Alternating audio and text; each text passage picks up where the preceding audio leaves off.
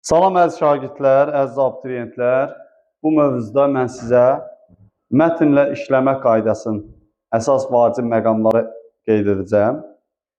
İlk öncə biz mətnlə işləyərkən nələrə diqqət yetirməliyik? Üslubiyyat mövzusuna.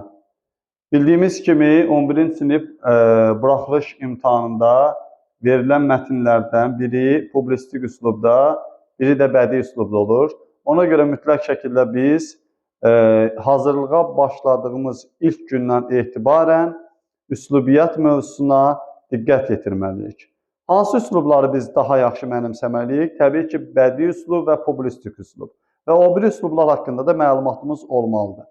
Çünki biz şahidi olmuşuq ki, sualların tərkibində nümunə şəklində digər üslublara uyğun kiçik bir mətn parça verilir ki, onları da əsas mətnlə fərqləndirməyə bacarmalıyıq.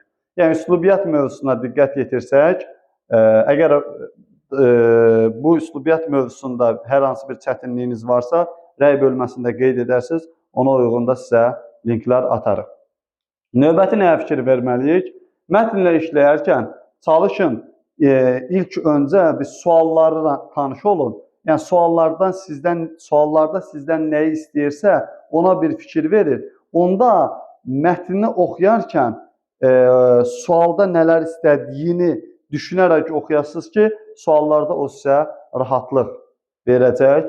Sonra biz mətnləri abzaslara bölərək, başlıqlara bölərək oxuyub rahat şəkildə yadımızda saxlayarıq.